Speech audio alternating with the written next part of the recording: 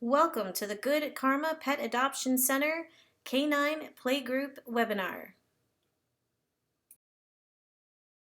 Enrichment, in fact, is a really big subject, and it's something that we focus on throughout the stay for our canines. Playgroup is just one part of that subject, and in which we also try to stimulate smell, sight, sound, challenging puzzles, work with skills and interactions with other people and different types of animals. Playgroup is an option that dogs can choose whether they want to participate. Maybe today they do, maybe tomorrow they don't, maybe they never do, and we need to recognize that. When we see that they aren't interested in playgroup, then we can pick something else that we know is their preference for enrichment for that day and satisfy those needs as they see fit. When we're picking our enrichment for a dog, we have to think what is appetitive and aversive. An appetitive enrichment is something that the dog finds joy, chooses to be there, is participating, and even seeks out. An aversive stimuli and enrichment is something that causes pain, fear, anxiety, and is something that the dog does not want to choose to do, and you will see avoidance and behaviors that, if necessary, turn aggressive. So when we think about dog-to-dog interactions like in playgroup and we are testing dogs out to see if they're kind of into each other, we need to pay attention. Is this an appetitive stimuli or aversive? And we will see that through their body language in examples later.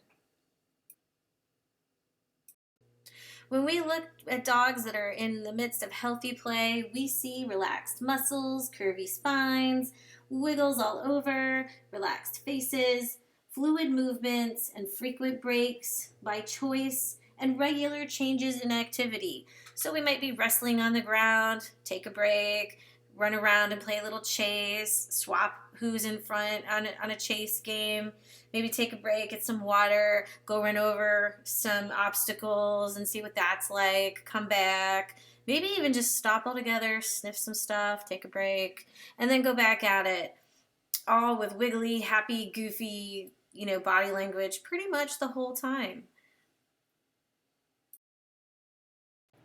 Unhealthy play is just like you might imagine it as well. It's a lot of stress and threatening looking body language even if you don't know the signs.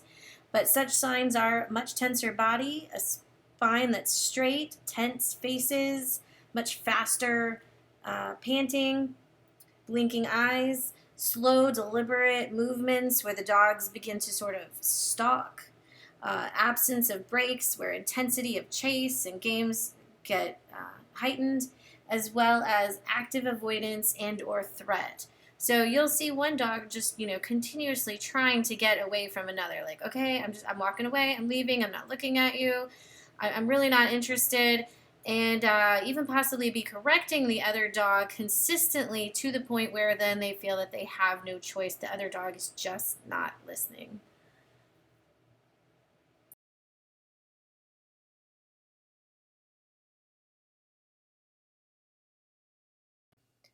Managing arousal. So some dogs are really hard to get aroused and motivated, and other dogs just come in highly aroused almost all of the time. So we really need to be paying attention for that, because the dogs who are super aroused tend to fall into arousal tipping, where they just aren't thinking in their right mind and their triggers turn into aggressive reactions because they are just so highly aroused they can't think. And so the signs for that are, the hyper panting, repetitive blinking, the upright tail, somewhat stiff body, shivering, and piloerection. So it's really important that we, follow those signs and we take advantage of that, and we kind of make sure we're taking breaks and that the dogs have the opportunities to calm down and, kind of ride that roller coaster of arousal and learn how to deal with that as a healthy skill throughout life. Play yard tools. Like with anything, we want to hit the play yard ready and prepared to go. A few of these tools you're already going to have on you at all times in your apron anyway. And a few of these tools are play yard only tools. I generally would not recommend them in any other situation. These are as needed kind of things, and I would not use in my general training protocol. So to start out, the first two things we'll definitely have in our apron. We're going to have a squeaker and some treats. The squeaker we're going to use for our squeaker recall to kind of get attention with dogs as we're trying to mitigate any issues and keep everything successful and manage some play. The treats we're going to use with that recall, so it's going to be the squeaker, hey, come over here, puppy, and when the puppy comes, the puppy gets a treat. If we're having a little relaxation break, then we may do some touch, some sit, some down, just so we can get some focus, let the heart rate calm down. So we're going to use those squeakers and treats like almost all the time, and so those should be in our apron already. Third thing is we're going to use the jug with pennies in it. We know that the metal noise of the pennies clanking is pretty aversive, and we can kind of walk up on two dogs who are having an issue and shake that kind of around nearby and get their attention and interrupt them by just the mere aversiveness of that sound. I have heard the suggestion of using an air horn. I know some places clank bowls together, but those tend to be somewhat traumatic to the whole group, where with the jug, we can get in there on the individuals that need it without traumatizing or interrupting play if there are other dogs in the yard or in the yard next door, or even something having a meet and greet with a new dog. That way we're making this, very specific to the dogs who have an issue. And then we have the pig board. The pig board is pretty much used when we have some dogs that are being pretty nippy and potentially having an issue. We can get in there, and in case the dog redirects, we can put the board in front of us. We can use the board to move a dog along without having to worry about hands-on. They're very light, easy to use, and definitely a tool that you'll see in most well-equipped play yards and training centers. The next option is a hose or a bucket of water. Again, that's just an opportunity to interrupt the situation. We don't want to necessarily use that as a training tool, but if we're having a problem and we need to break it up, we need to get the dog's attention somehow or another, that's a good way for the dog to be like, hey, whoa, what's going on, and at least have time to get in there and get whoever that we need out. And very last but not least is the animal mace. And, the thing about that is we need to make it worth it. It needs to be a pretty significant situation. We've got a dog latched on. Safety first for our humans. We don't need people getting in there and wrestling the dogs and such like that. You can tell how intense it's going to be, and no one needs to be bit for the sake of being a hero. So what we would do is we would use the mace on a dog who's latched on and not letting go. We would spray the aggressor, the biter, in the face. We're going to be very careful not to spray around, not to spray both dogs. We directly are going to spray the aggressor. We don't want to have any off gas come at us or come at the other dog or other people, animals around. So we need to be very specific with the mace. Again, it's pretty doubtful. May never even need to use it, but we're going to have it in our aprons because it's better to have it and not need it than need it and not have it. So best to be prepared and ready at any time.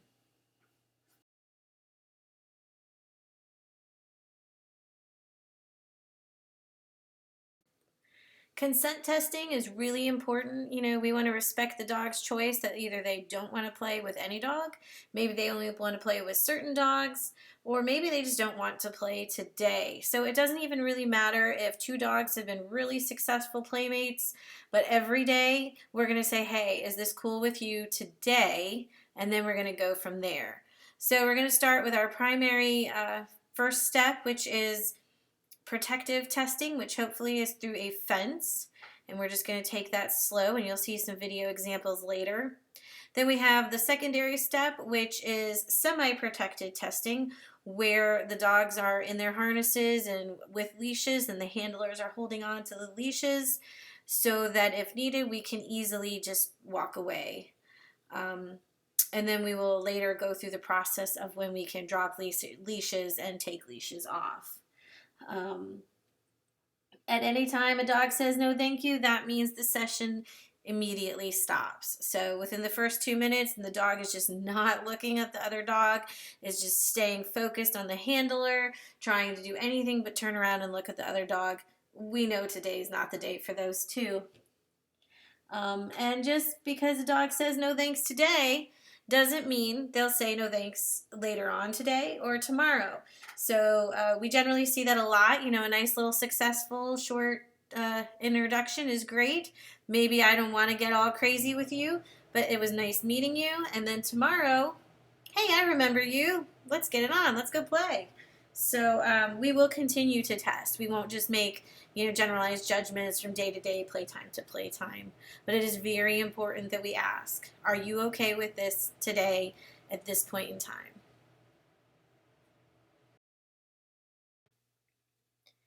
Handler communication. In general, handlers will have 1 to 2 dogs under their observation. When we have 2 dogs under our observation, it would be greatly useful to have volunteers kind of hands on deck on the perimeter, observing and being prepared to kind of jump in where they are needed. Communication skills are kind of critical in these situations. We need to know, hey, I'm opening the gate and walking in with a dog. Um, I'm ready to drop leashes. Don't drop a leash without telling someone. Let someone be prepared. Uh, my dog's getting a little aroused or he didn't like that, so let's take a break, do some recall, some relaxation protocol here and there. If you're a volunteer on the outside and you're seeing something, call it as you see it. This dog is humping. This dog is avoiding. This dog is being stalked. Let us know just in case we're looking the other way. I'll always appreciate you calling out and letting me know that something might be going on and we need to, take a break, cause a distraction, redirect, however, whatever might be needed. As well, if you don't know what to call it and all you can think of is to say help, go for it. Say it loud. Let us know what's going on. Get our attention so that we can get on task and make sure that these things are successful in any way possible. So communication skills, again, are super critical. Each situation is unique. 2 different dogs, different day, different people.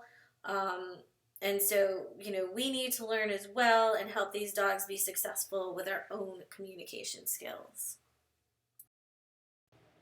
In these videos, you're going to see examples of protected and semi-protected introductions. The narrator of these videos is actually the director of the Shelter Playgroup Alliance. Folks that set some industry standards and go out and make presentations and have seminars at shelters around the country to help create successful playgroup guidelines. Contact rate, you can see that both animals are loose. They're both interested in each other. The small dog on the left is a little concerned about the greet. You see that her tail is wagging low and she ends up walking away. This is an interaction that I would move to the next step of having the dogs greet again in semi-protected contact. In this next interaction with the shepherd and the striped dog, we see that the greet is a little bit more tense. The shepherd lingers at the fence for a longer period of time. And we see the impact of that on the white dog. He decides to not continue. So we get all of the information that we need from the striped dog about his interest in the shepherd, and he's actively avoiding. In this instance, I would not have the dogs greet again in semi-protected contact. We just call it there.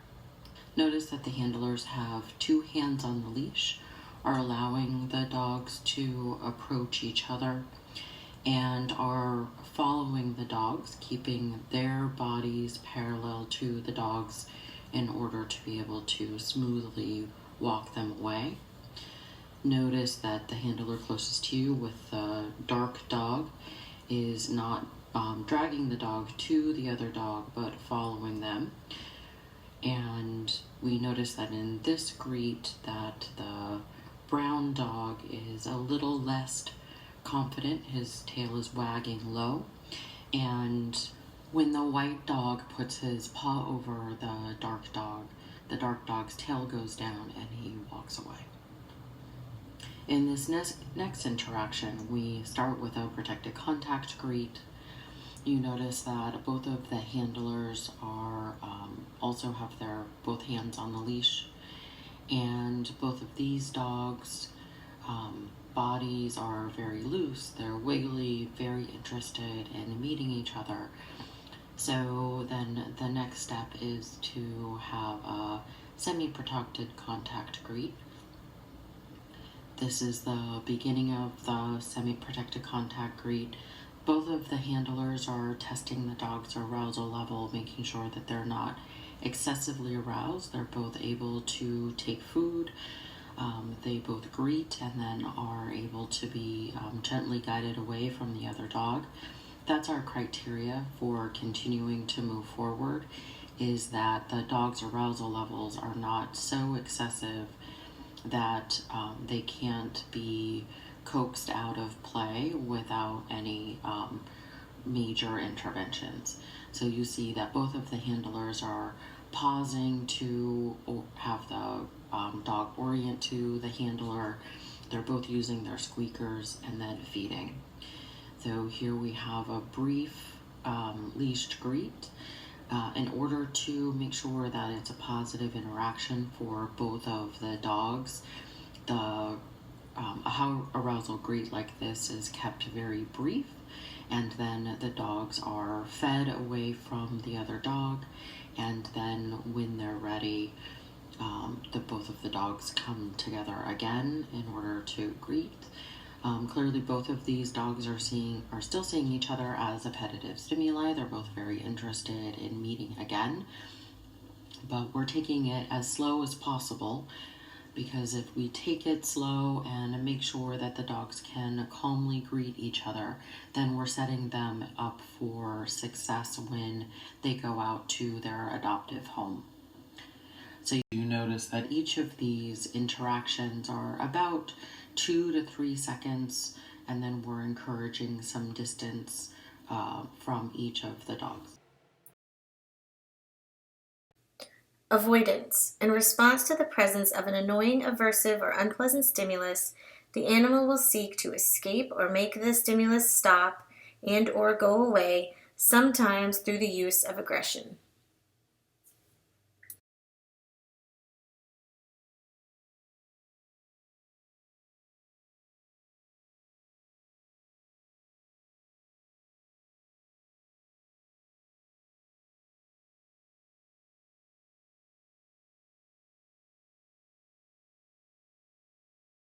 The tan dog is attempting to disengage by turning his head and moving away.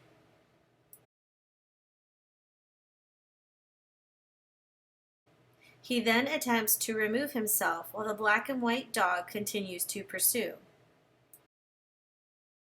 Drinking from a water source is a common avoidance strategy. Each time the black dog approaches and sniffs, the tan dog uses a muzzle feint or punch to tell her to stop.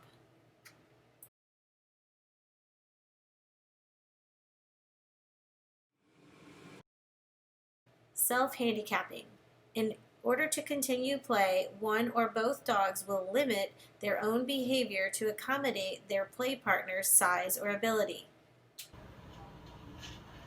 You will notice the larger dog lays down and tolerates much from the smaller puppy.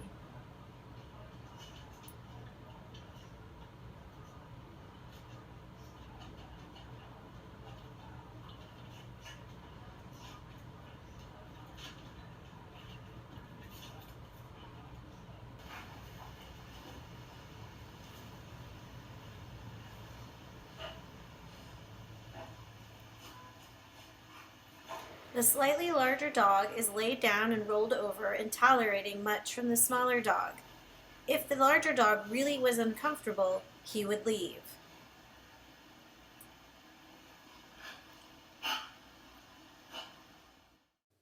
Play vocalization. Play growls are short and at a higher pitch than growls intended to increase distance.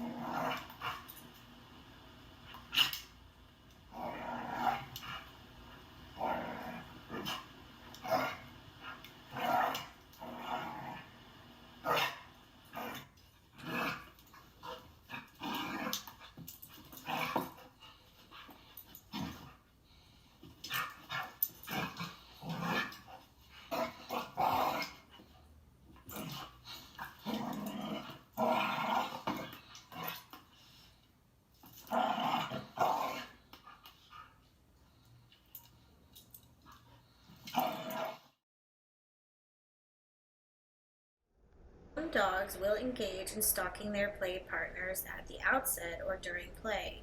Depending on the play partner, this can end in conflict or in play, often a game of chase. Watch these interactions to see if the behaviors should be interrupted.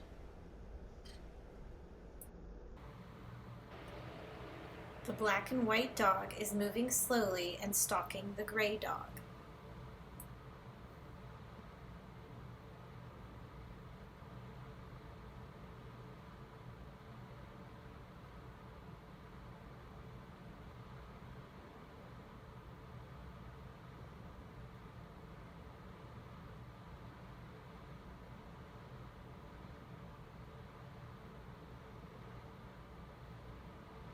Note the head turn and cutoff signal indicating no threat intended.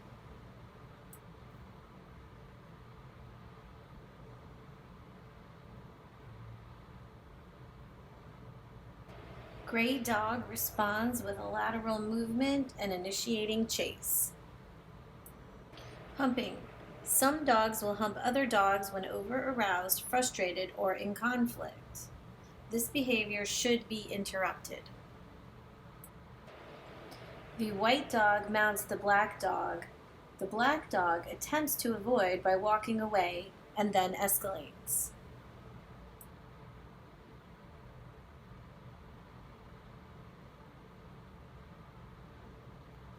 The tan and white dog relentlessly mounts the tan dog. Note the stiff body, closed mouth, and tense face of the tan and white dog. The tan dog attempts to avoid the mounting by moving away. The tan and white dog continues to relentlessly mount the tan dog. Note that the tan dog uses a muzzle feint and moving his rear to avoid being mounted. This behavior should be interrupted. This is not a healthy or positive interaction between dogs. The tan dog is exceptionally tolerant, and in many cases the dog being mounted would engage in agonistic behavior leading to conflict.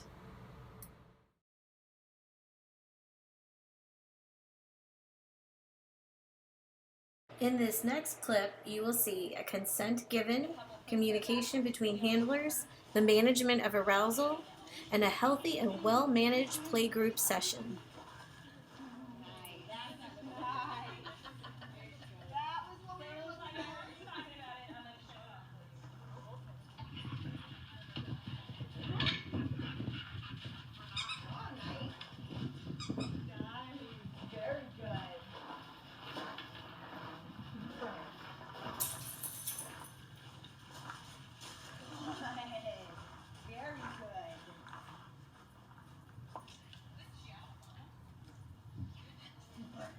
So good.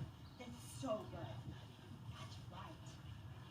Teaching dogs how to be in the vicinity of other dogs without being all up in their business is also an important skill. And we're ready.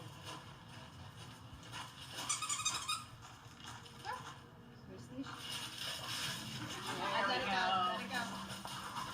I'm going to drop because we're tangled. All right, I'm dropping. There we go. Good job. You want to see that pressure release? Okay. So, talking about dogs that paw over the top of another dog. That's what ended that play just then. So, my pretty striped kiddo did a paw over the top of that one. That one hit the fence and disengaged immediately. Okay? And then so we called them apart just to make sure that we didn't, this knucklehead youngster here didn't pursue anything that the other dog wasn't comfortable with.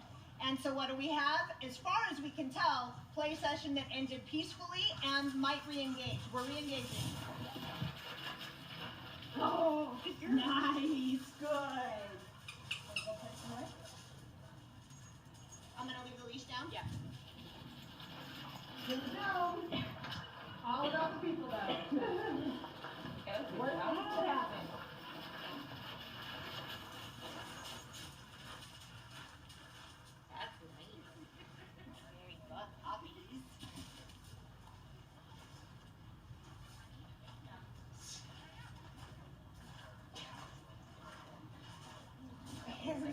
So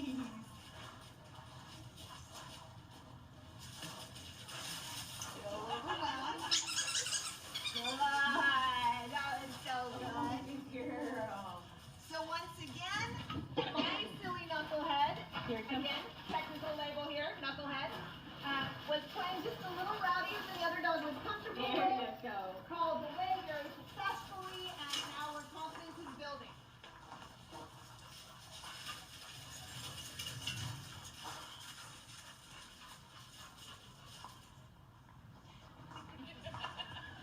Guys, this is what play looks like. Can you see that Salem's sort of taking her depth of water here? She takes her little check-in moments in the corner, and then she's coming back in. It's all at their feet. Nice. There you go. Oh, very good. Yeah, can you do it? Very good. Nice going. And so here you can just see we are assisting, we're facilitating in this lovely play by helping it be successful. If our little tricolor here looks a little overwhelmed, I call Mr. Striker. You can see in the second interaction with the same two dogs, the dynamic has changed.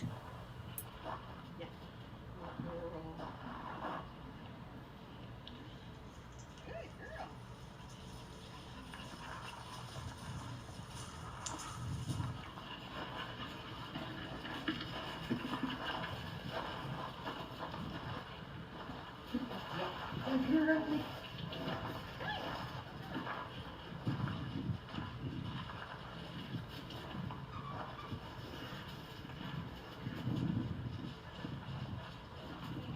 Ready?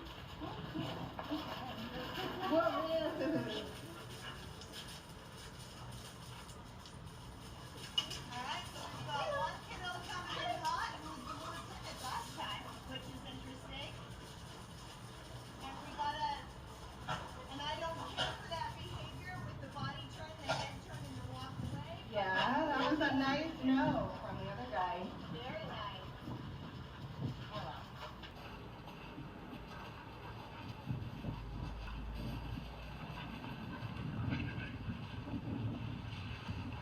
Right there.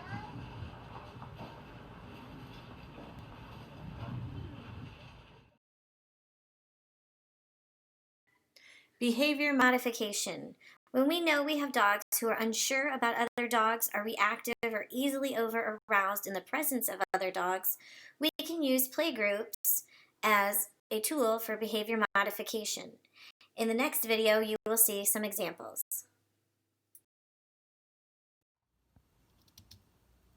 In this training session, we will see that the gray and white dog is actively avoiding. She's engaging in displacement behaviors around the tan dog. She is the target of the training. We're going to see that the handler in the blue scrubs, who is the behavior manager at the shelter, is going to play the look at that game. So this is a desensitization and counter conditioning protocol that probably most of you are familiar with, that is intended to change the feelings of a dog who is not comfortable with other dogs through the process of desensitization and counter conditioning. So you saw that when she had approached the fence, that her spine was straight, her ears were forward, the rest of her body was quite tense, and when she's around the other dog, that she is continuing to engage in displacement behaviors. She was in fact returned for dog reactivity, and that's probably not surprising to any of you. The dog who is with the other handler, the red-ish bully type dog, is you can see that he's hyper focused on the food. If you look at his body score, it's probably a pretty low body score. We can see a lot of ribs, but he also is sort of not paying much mind to the other dog, which is a really good dog to have for this type of work where he could really care less. He's much more interested in the food. where the other handler can do this sort of look at that protocol. And this is another type of protected contact greet where we may do a number of sessions. She may be an animal that we target for behavior modification, and then we specifically look for dogs on the other side of the fence who are neutral or uninterested in the other dog, but not engaging in any sort of displacement behavior, like the dog that you see that is getting a lot of treats and jumping on the handler. So this is where we can use that protected contact setting to do behavior modification in the shelter environment. All right, it's time to sum it up. When we get ready to go out to playgroup, we want to be sure we're setting ourselves up for success. Our dogs are dressed with leash and harness and are ready to go. Our tools are in our aprons and out in the play yard already set up. We're going to make sure we take time to do introductions every time, be it semi-protected or protected introductions. We're going to make sure we have consent from all animals in the group.